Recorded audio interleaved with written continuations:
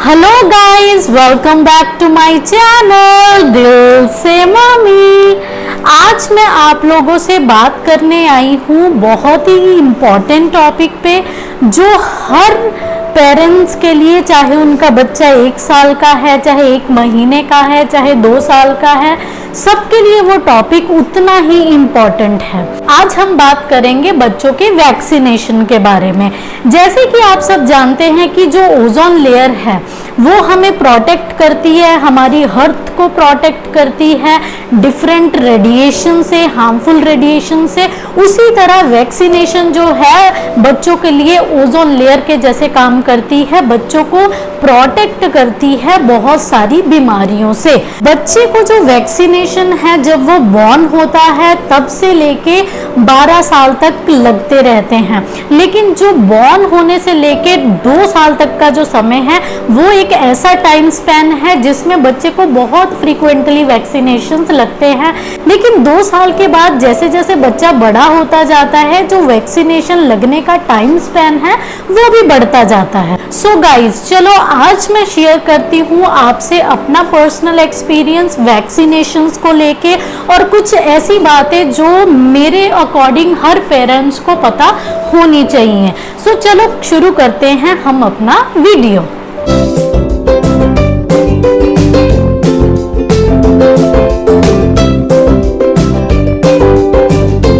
जब भी आप बच्चे को हॉस्पिटल में लेके जाओगे वैक्सीनेशन दिलवाने के लिए, जो डॉक्टर है वो आपसे ज़रूर पूछेगा कि आपके बच्चे को आपको कौन सी वैक्सीनेशन दिलवानी है। तो वो कौन सी 2 वैक्सीनेशन है, एक रहती है नॉर्मल और दूसरी रहती है पेनलेस।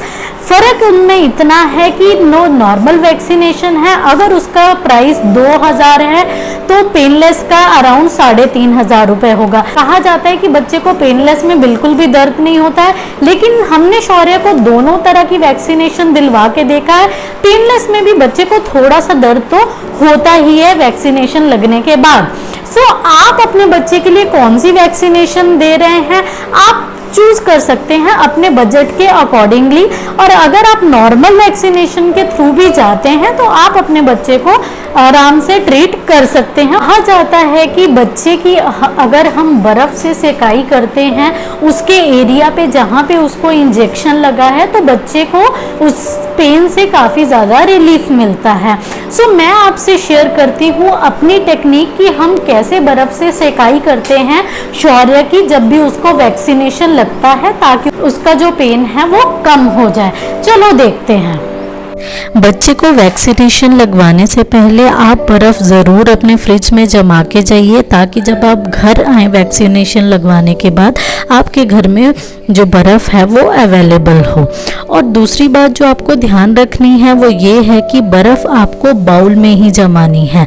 बाउल में जमाने से क्या रहता है कि जो उसका सरफेस है वो प्लेन रहेगा, और सरफेस प्लेन रहने से बच्चे को ज़्यादा महसूस नहीं होगा कि उस पे बर्फ़ की सेकाई करी जा रही है। अगर हम क्यूब्स लेते हैं छोटे छोटे, तो जब हम उसको डालेंगे रुमाल में या पॉलीथीन में, उसको क्या है इर्रेगुलर सरफेस महसूस होगा। दूसरी चीज़ आपको करनी है, बर्फ़ को डायरेक्ट कपड़े में नहीं लेना है। सबसे पहले आपको बर्फ़ को पॉलीथीन के अंदर लेना है।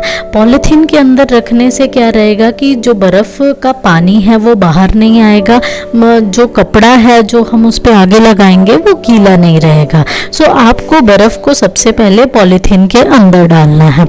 पॉलीथीन के अंदर डालने के बाद आप लीजिए एक हैंकी, रुमाल या कोई भी एक कपड़ा, फिर आप उस कपड़े से उस बर्फ़ को अच्छे से लपेट दीजिए। अब लपेटने से क्या होगा, उसकी जो ठंडक की सीधी डायरेक्ट लेयर है वो उसके आगे एक लेयर आ जाएगी और वो कम हो जाएगी। अब आप बच्चे को डायरेक्ट उसके शरीर पे सेक रहे हैं, ये हमें बिल्कुल नहीं करना है। आप बच्चे को या लोअर पहनाइए या उस पर एक और लेयर लगाइए, ताकि बच्चे को ज़्यादा ठंडक बिल्कुल ना पहुँचे, हल्की नॉर्मल ठंडक पहुँचे। बच्चा क्या है फिर आराम से सेकाई करवा लेगा। अगली बात ये है कि आप कोशिश करिए आप अपने बच्चे को जो वैक्सीनेशन है वो वीकेंड्स पे दिलवाइए। हम शौर्य को वैक्सीनेशन हम मोस्ट प्रोबेबली अभी तक सैटरडे को ही दिलवाते हैं, क्योंकि जब बच्चे को वैक्सीनेशन लगता है तो बच्चा क्या है, चिड़चिड़ाता है, परेशान करता है। तो अगर आप दोनों वर्किंग प्रोफेशन के हो तो आपको अपने बच्चे को उस टाइम पूरा समय देना है, और आप वो तभी दे पाओगे अगर आपकी उस दिन हॉलीडे होगी। तो हम शौर्य को वीकेंड्स पे ही वैक्सीनेशन देते हैं ताकि सैटरडे जो संडे है हम उसके साथ पूरा टाइम स्पेंड कर सके, और 2 दिन की बात रहती है, बच्चा फिर अपने आप नॉर्मल हो जाता है, खेलने लगता है। वैक्सीनेशन जो है वो वीकेंड्स में दिलाना एक सही ऑप्शन होगा पेरेंट्स के लिए। अगली चीज जो मैं आपको बताने जा रही हूँ वो भी बहुत इम्पॉर्टेंट है, वो ये है कि आप अपने बच्चे को बिल्कुल भी मत चलवाइए जब वो वैक्सीनेशन करवा के आता है। अगर आपका बच्चा थोड़ा सा बड़ा है या उसको ज़्यादा उसकी पैरों की मूवमेंट नहीं करवानी है, क्योंकि ये चीज़ मैं आपको इसलिए बता रही हूँ कि ये चीज़ जो है हमने फेस करी है। हमने एक गलती कर दी थी अपने शौर्य के टाइम पे कि हम लोग उसको वैक्सीनेशन लगवाने गए, उसके बाद हमें कुछ सामान खरीदना था तो हम लोग मॉल चले गए। मॉल जाने के बाद शौर्य जो है वो वहाँ पे खेल रहा था, और हमें एज ए पेरेंट ये लग रहा था कि चलो वैक्सीनेशन के बाद वो रो नहीं रहा है, वो खेल रहा है तो उसको खेलने दीजिए। लेकिन जैसे ही हम घर पे आए रात में शौर्य जो है वो बहुत रोया, उसको बहुत दर्द कर रहा था, और तब हमें रियलाइज हुआ कि हमने ये गलती कर दी है। बच्चे को कभी भी नहीं चलवाना चाहिए जब वो वैक्सीनेशन के बाद आए, क्योंकि जितना वो मूवमेंट ज़्यादा करेगा उसको उतनी ही रात में ज़्यादा परेशानी होगी। सो जो गलती हमने करी वो आप बिल्कुल नहीं करिएगा, इसीलिए मैं आपके साथ ये जो पॉइंट है भी शेयर कर रही हूँ। चीज़ जो आप एज ए पेरेंट कर सकते हैं वो ये है, अपने बच्चे के लिए कंफर्टेबल इन्वायरमेंट बना के रखिए। Comfortable environment in the sense, अगर गर्मी है तो आप अपने रूम का टेम्परेचर मेंटेन करिए जिससे उसको ठंडक मिले। अगर वो टीवी देखना चाहता है तो आप उसको टीवी दिखाइए, वो जो खाना चाहता है आप उसको वो बना के खिलाइए। कहने का मतलब ये है कि आपको जो बच्चे का माइंड है वो डाइवर्ट करना है कि उसका जो माइंड है उस चीज़ पे दोबारा बार बार ना जाए। जब भी बच्चे को वैक्सीनेशन लगता है तो डॉक्टर उसके वैक्सीनेशन वाले एरिया पे वाइट बैंडेज लगा देते हैं। तो आपको मेक श्योर करना है कि जब आप अपने बच्चे को घर में ले आते हो उसको फ्री इनर वियर में सिर्फ मत छोड़िए, आप उसको शॉर्ट पैंट पहनाइए, लोअर पहनाइए, ताकि जो उसका बैंडेज है वो कवर हो जाए और वो उस चीज को ना देखे, क्योंकि ये ह्यूमन नेचर है जो बच्चों में भी रहता है। अगर आपका उस पे ध्यान बार बार जाएगा आपके बच्चे का तो वो उस चीज को दोबारा रिमाइंड करेगा और वो रोएगा। और दूसरी चीज आपको ये ध्यान में रखनी है कि जब भी आप बच्चे को गोदी में उठाते हो तो बच्चे को गोदी में ऐसे उठाना है कि जो उसका वैक्सीनेशन जहां लगा है वो वाला एरिया जो है वो दबे ना, उसका जो पैर है वो फ्री रहे। सो कंफर्टेबल इन्वायरमेंट भी बच्चे के लिए बनाना बहुत ज्यादा जरूरी है। आपको बच्चे को जबरदस्ती फीड नहीं करवाना है। जैसे कि हम बड़ों को अगर कोई सर दर्द करे या हमें बुखार आए तो हमें खाने की इच्छा नहीं करती है, तो उसी तरह बच्चों का भी वही कंडीशन होता है। आप बच्चे को उतना ही खिलाइए जितना उसको पसंद है। अगर आप फीड कर रहे हैं तो आपको उतना ही फीड करिए जितना वो चाह रहा है। हमें बच्चे को जबरदस्ती फोर्सफुली फीड नहीं करना है, क्योंकि अगर हम कोई भी चीज़ फोर्सफुली करेंगे बच्चा जो है वो उतना ज़्यादा और इरिटेट होगा। सो ये भी बात का हमें ध्यान रखना है। अगली चीज़ जो मैं आपको बताने जा रही हूँ वो है एक मेडिसिन के बारे में। वो जो मेडिसिन है ऑलमोस्ट हर घर में अवेलेबल होगी जिनके घर में बच्चे होंगे, और ऑलमोस्ट 90% जो डॉक्टर हैं वही मेडिसिन रेकमेंड करते हैं छोटे बच्चों को काफ़ी सारी सिचुएशंस में। उसका नाम है क्रोसिन।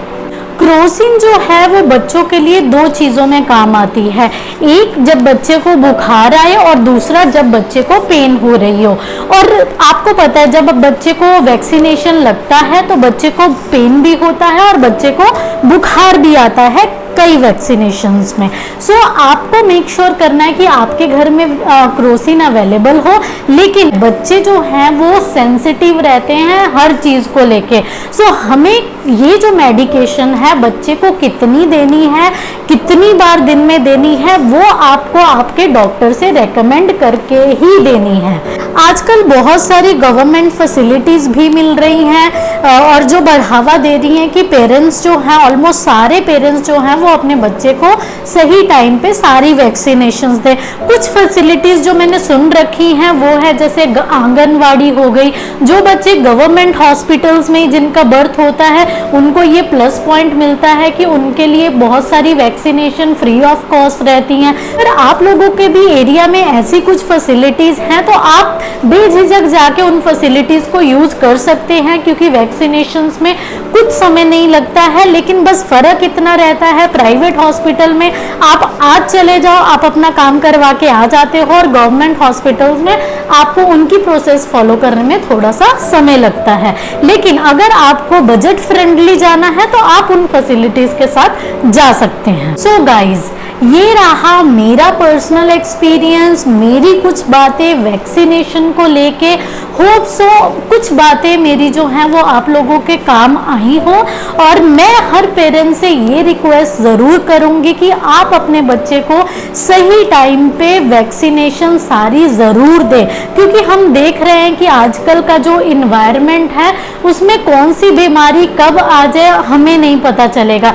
तो अगर हमारे पास साधन है कि हम अपने बच्चे को आने वाली बीमारियों से, या जो बीमारियां ऑलरेडी अवेलेबल है, हम प्रोटेक्ट कर सकते हैं, तो हमें एज ए पेरेंट ज़रूर प्रोटेक्ट करना चाहिए। सो इसी के साथ मैं आज की वीडियो अपनी ख़त्म करती हूँ। जल्दी आऊँगी आप लोगों के साथ एक नई वीडियो लेके, कुछ नए टॉपिक्स लेके, जो आपकी पेरेंटिंग को करेगा काफ़ी ज़्यादा सिंप्लीफाई। तब तक के लिए अगर मेरा ये वीडियो आपके कुछ काम आया हो, आपको अच्छा लगा हो, तो इसको लाइक करना, शेयर करना और मेरा चैनल सब्सक्राइब करना तो बिल्कुल नहीं भूलना। दिल से मम्मी।